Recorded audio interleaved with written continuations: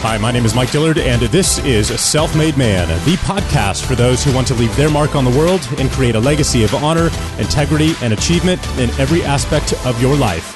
I'm glad you're here, and once again, it is time to forge your destiny.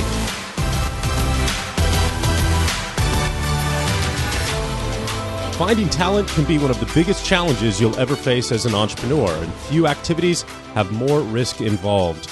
Hiring a key role can either revolutionize your company or set you back for years. So where do you find the rock stars? Do you jump on LinkedIn or email your database? And once you do find a great candidate, how much do you pay them? Or do you offer incentives or stock options? Well, to help us answer these questions and more today, we're joined by Matthew Schwartz, who's the founder and CEO of MJS Executive Search. Matthew has spent his entire career finding talented executives for companies like PepsiCo, American Express, Groupon, ShutterStock, Pitney Bowes, and New York Life.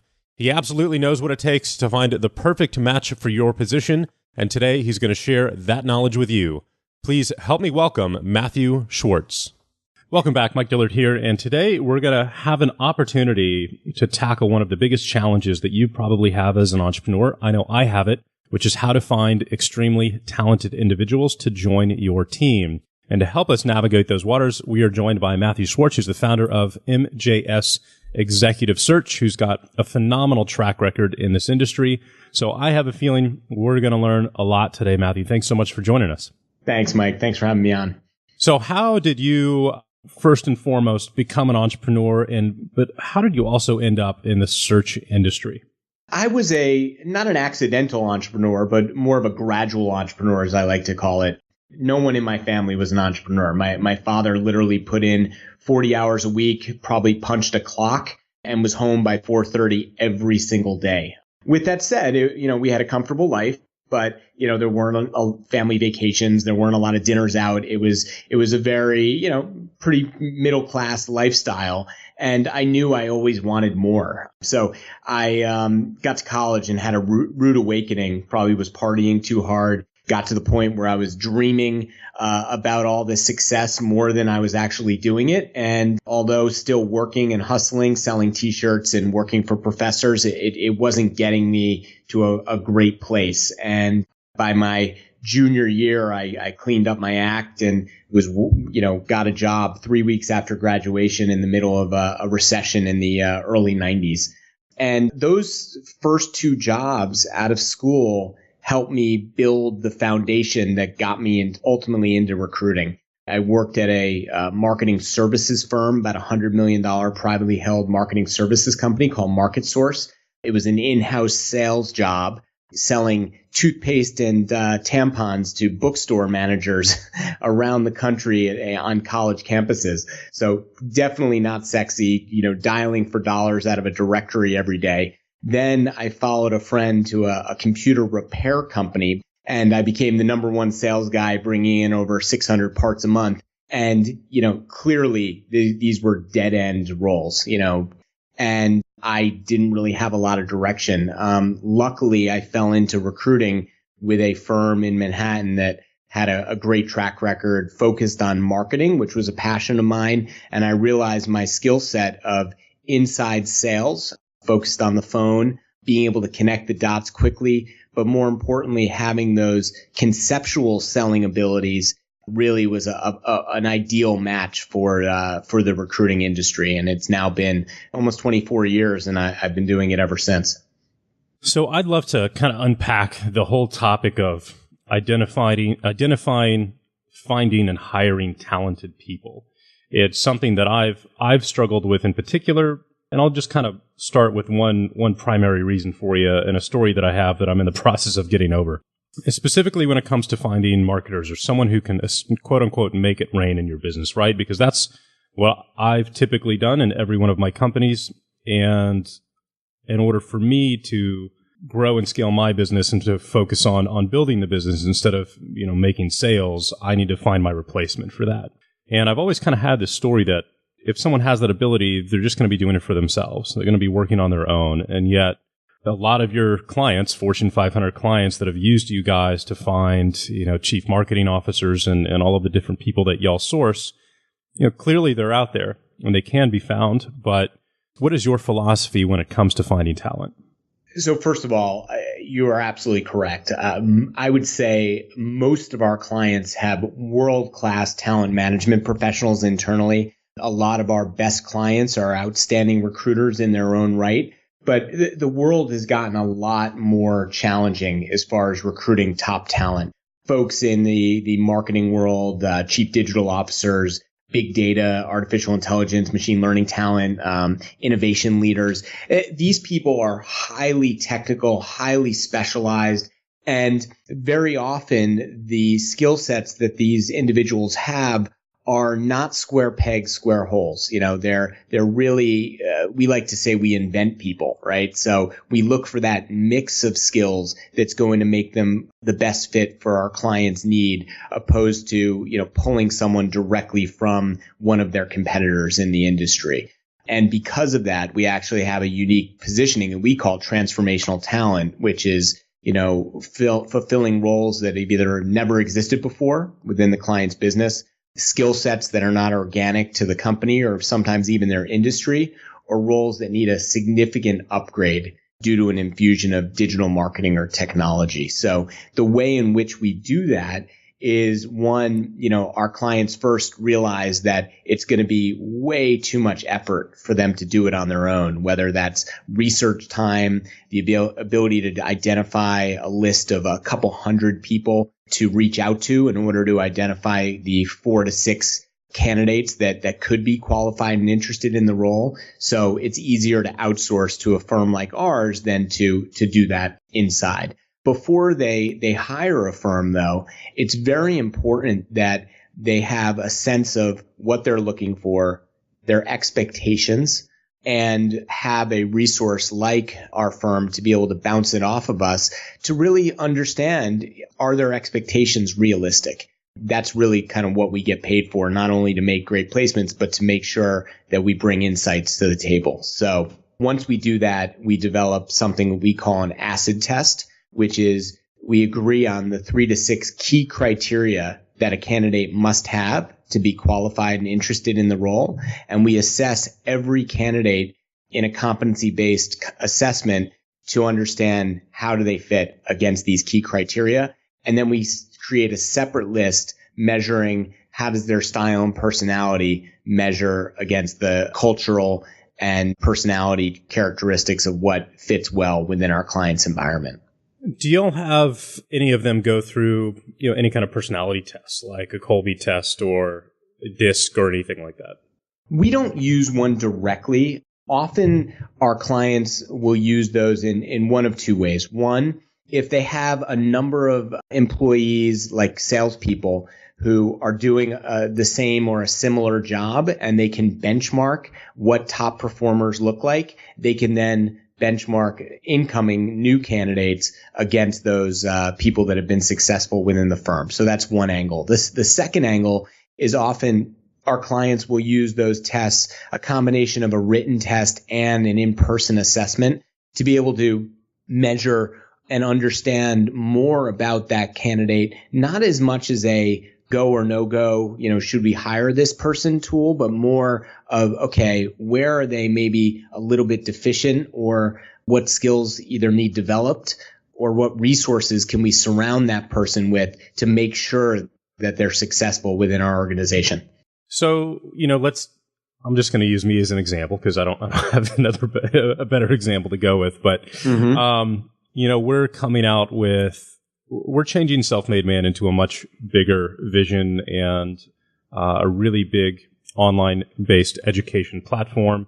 I don't know if you're familiar with the companies out there like Skillshare or lynda.com or Creative Live. So that's what the future of Self-Made Man looks like. And to run a business like that, I have come to the conclusion that it's death or success by 1,000 cuts. Mm-hmm. Meaning when you're running a platform like that that's both desktop-based and mobile-based, and it's very open architecture, it's not a closed, distinct marketing funnel, if you will. Constantly experimenting with optimization and split testing is the key to success. And if you can bump your conversion rates by 1% on 100 different experiments, that 100% gain is the difference between failing and not failing. that kind of attention to detail requires someone that's completely dedicated to that process, who knows it really, really well and how to execute it. It requires hiring a data analyst, data specialist, and it requires, at least in my take right now, the way I'm thinking about it, a CMO, because now you've got content that you're going to be marketing on every major platform out there, from Facebook to YouTube to Instagram, Twitter, and everything in between. And everything is data-based and analytics-based. And having someone oversee all of those different channels is really, really important. So that's what I'm thinking about right now in my life and my business personally, is I've got to go out and find, and you tell me if I'm wrong here, a CMO that comes from a Fortune 500 company who's been doing this and who's scaled businesses to tens of millions of users to begin with. And potentially they're going to bring the people that they know, talented individuals from other companies they've worked in the past, to join their group essentially.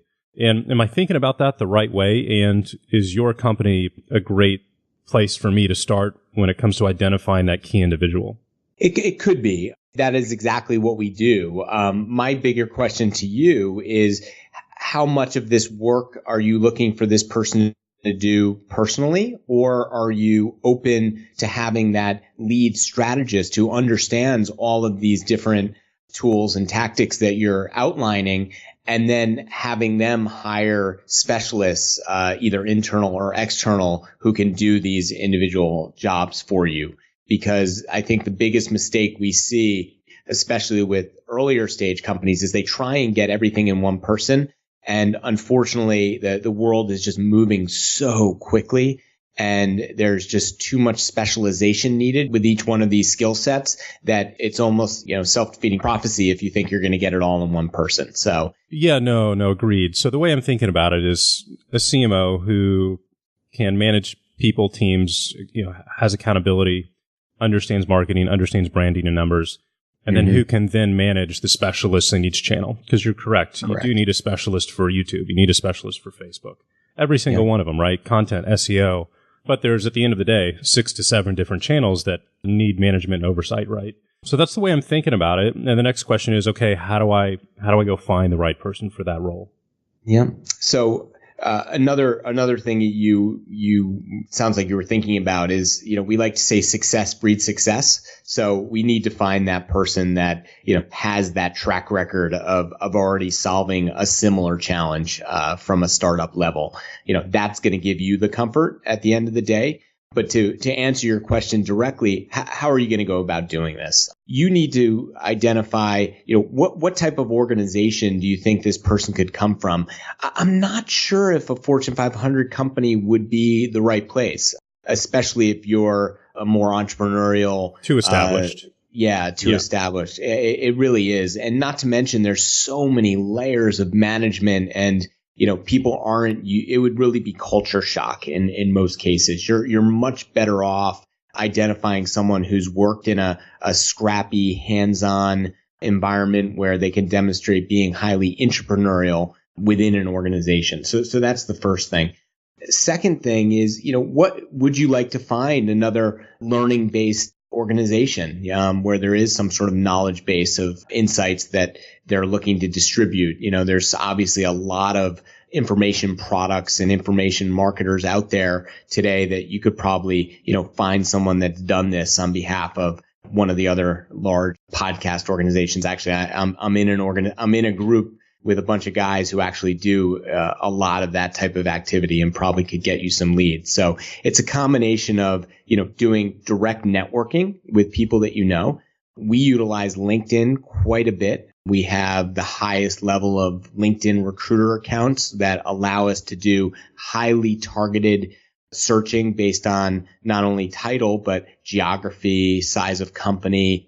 We can really do a very narrow reach out or query to identify a strong list of people. Then we evaluate those names one by one to refine the list even further. And then we send out highly targeted in-mail messages, which are not direct solicitations saying, hey, I saw your profile. I think you're perfect for my role, because you don't know these people. So the best thing that we do is we introduce ourselves. We then have something we call our OST, or our one sexy thing statement, something that's going to catch someone's attention and get them intrigued to potentially talk to you about this role.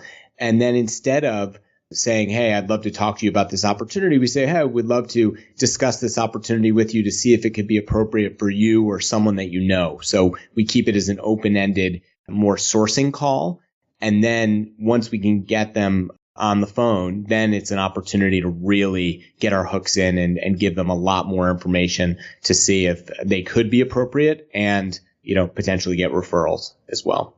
What do business owners need to know when it comes to hiring a recruiting firm like yours? Like what are the warning signs? What's appropriate from a fee basis, and what does a great experience look like versus a poor one?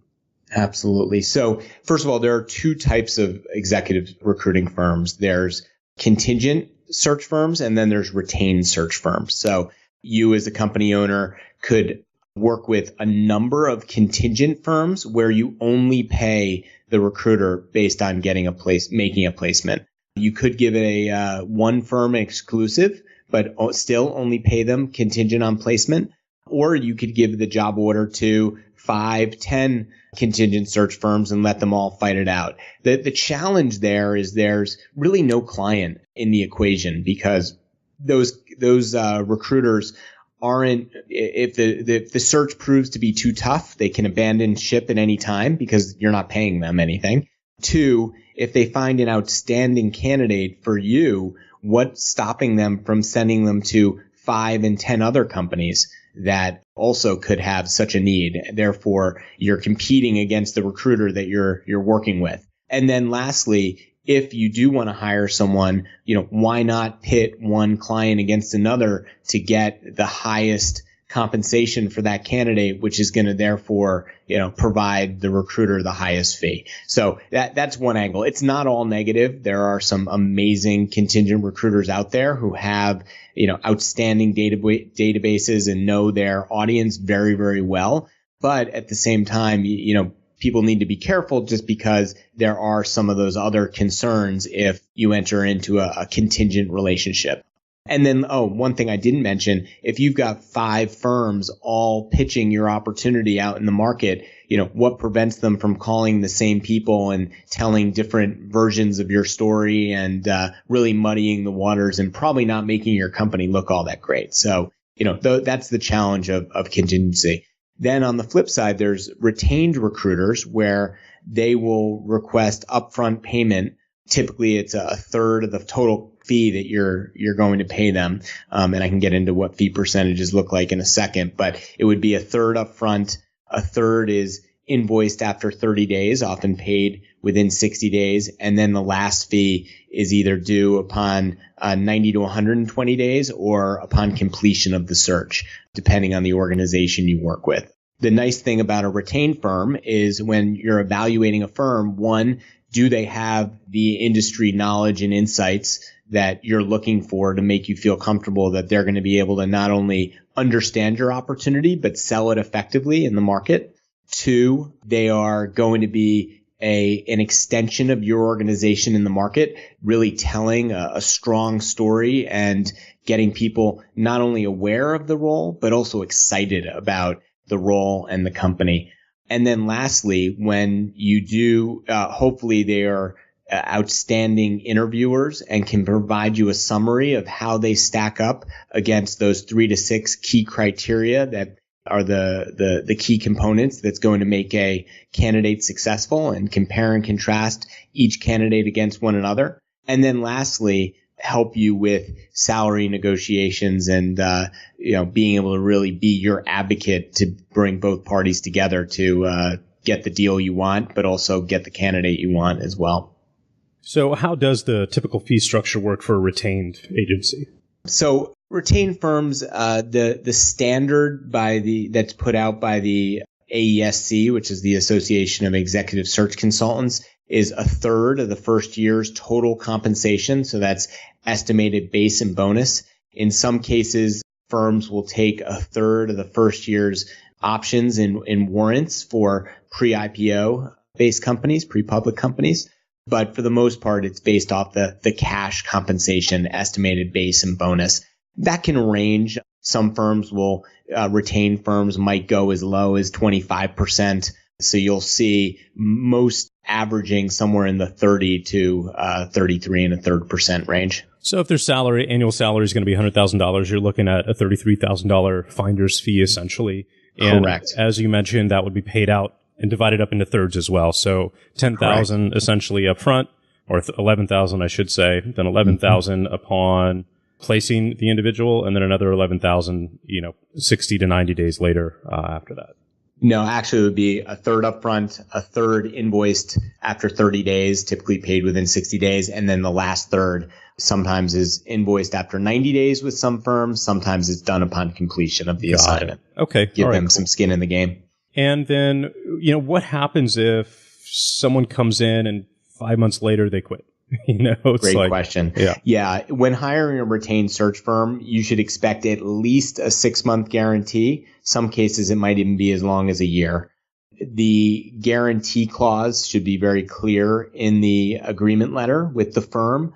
I can tell you that ours is really based on cause, because, if someone just packs up and leaves after 5 months, there often is a problem. Luckily, that does not happen to us. I can think of one case in the last 10 years that's happened, and it was more around, hey, you didn't tell me, the owner had some personality issues, and, there was some activity that was, illegal going on years before I got here. And, there were a lot of problems within the organization that, ultimately were not disclosed by the company. And so that person left. And, so we have no control of that over as recruiters, right? So, but if someone just gets offered a better job, that's a problem. I mean, they should, know enough that, and be mature enough that they're accepting an opportunity. They're going there because there's an exciting opportunity. And, as an employer, it's up to the employer to provide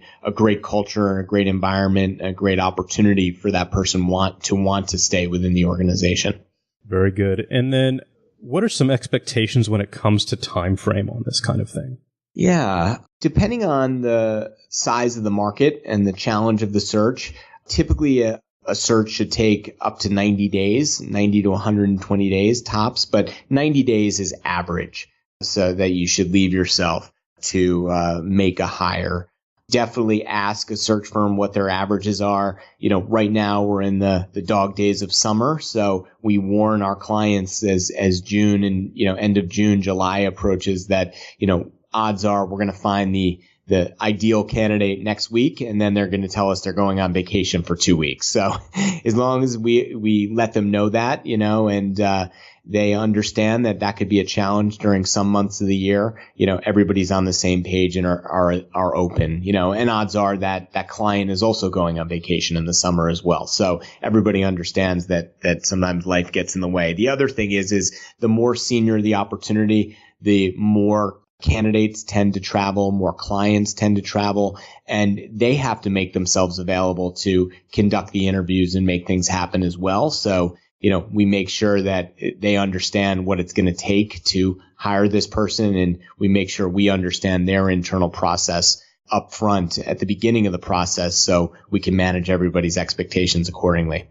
I'm sitting here thinking about it, and, I'm trying to figure out and I know the answer is going to be different for everybody, but what are the primary or key reasons why a really talented, skilled individual who's being compensated well, maybe they're at, a company or startup like Dropbox, right?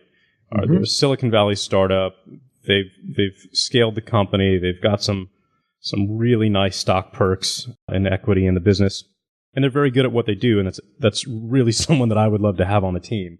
What's going to be the key that you find to get people to look at a new opportunity? Is it just timing and they're dissatisfied with where they're at for one particular reason? Or do you just say, hey, we need you, we're willing to pay premium for that? What's the trigger for most folks in your experience?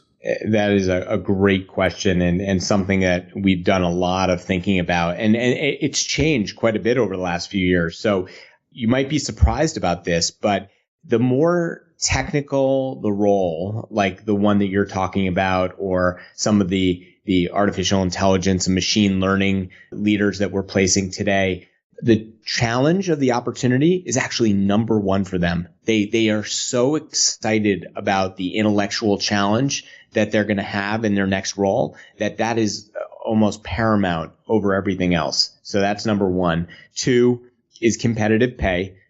Everybody wants a raise. Everybody wants to earn a premium if they have a specialized skill set. So that's definitely important.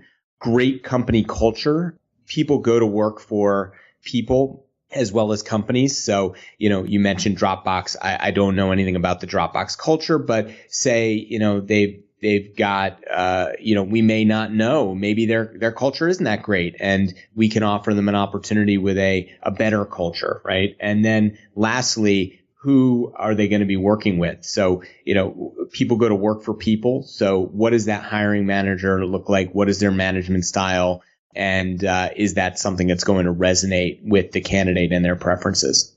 Gotcha. Yeah, it's an interesting puzzle to figure out, and the most important in your business that there is. No matter how many books on business success that you've read, all of them say the same thing, which is that the people you hire will determine whether your business is successful or fails. So, yeah, that's it.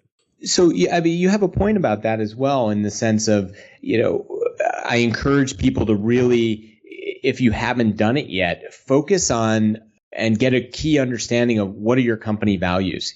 Make sure it's posted in your organization, around the office, at people's desks.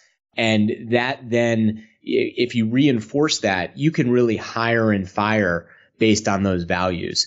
So again, the hard skills are clearly important, but making sure people are aligned with those values is what's going to keep people there and help them grow with the company. Yeah, absolutely. I've always heard hire for talent and cultural fit more than skill set, right? If they're a talented individual, they'll figure it out. And obviously the culture piece is the biggest one of all. So that's awesome. Very cool.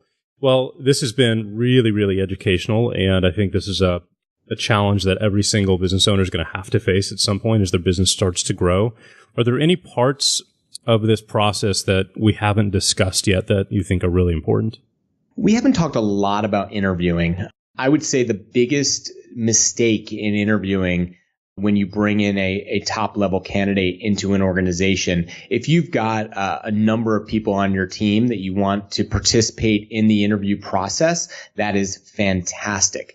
The biggest mistake companies make is having each person interview this individual and having them tell their story the same way over and over and over again. So instead, the best companies utilize each interview as a way to drill down on specific areas that they want that interviewer to focus on, that aligns obviously with the interviewer's expertise or core competency.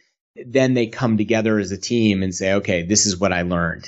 There obviously is some get to know you, but again, for the person to spend their time telling the same story, 3, 4, 5, 6 times in a day is really not super, super valuable. So, in one of our previous podcast episodes with Josh Bizzoni, he's the founder of BioTrust, he had a really awesome way that he shared when it came to recruiting their executive level folks. And one of the things that they did, which makes a lot of sense to me, is they'd have the person come in for an interview, or at least they'd prepare them for this process, but they weren't interested in the person's resume. They were interested in their essentially skill set. So Josh would say, hey, here's where we're at. Here's where we want to end up. Here's some of the problems that we have. Your job will be to, essentially help us get from A to Z. How would you do that? And they'd expect that, the candidates who were really wanting the position would come in with ideally a few days at least of research and work and ideation and a presentation on exactly how to do that, right? So not only did Josh learn a lot about his own business and become aware of opportunities, different pieces of knowledge that he wasn't aware of before, but he would get a really rock solid sense of this person's knowledge base and their skills and what they would do, right? So it was kind of a win-win for them no matter what. Any thoughts or feedback about that approach? I'm actually very supportive of that approach for finalist candidates. Mm-hmm. If if you ask every candidate to do that, yes, you may learn a lot, but you're also asking for a lot of free consulting, which is people are busy today. Right. The top talent you're looking for is, probably not actively looking for a job, and the amount of time they would put in to make a strong presentation is really, they're less willing to do it unless they think, hey, this is a job that I really want, and this is going to be worth my while. So I would encourage it for, 1 to 2 finalist candidates, just to make sure, one, it shows initiative, that the person is truly passionate and interested. And second of all, even if they don't give all the right answers, you get to see how the person thinks. You get to see how they interact with the team. You get to see how they present. And I think that's the ultimate test to decide, all right, we've got the right person or not. Very good. Very good. Well, Matt, this has been really, really educational. This is one of the best nuts and bolts, I think, episodes we've had in quite a while. So thank you so much for that. Thank you, Mike. Where can people go to connect with you if they want to hire you guys to find some talent for their businesses? Absolutely. So you can learn more about us at our website, mjsearch.com. We also have a free ebook that we can send you if you text MJ Search to 44222. Again, that's MJ Search to 44222. And look forward to speaking to anyone who's looking to hire at a senior level. Awesome. Well, Matt, thank you so much. You guys in the audience, as always, thank you all for listening and the support. For those of you who've left some 5-star reviews on iTunes recently, I go through and I read those every single week. Thank you so much for that. And if you've gotten value from the show, I would ask you to go leave a review for us as well. It's one of the primary ways that we help get exposure for the show. And your support here means the world to us. So thank you so much again. And we'll see you next week. Take care.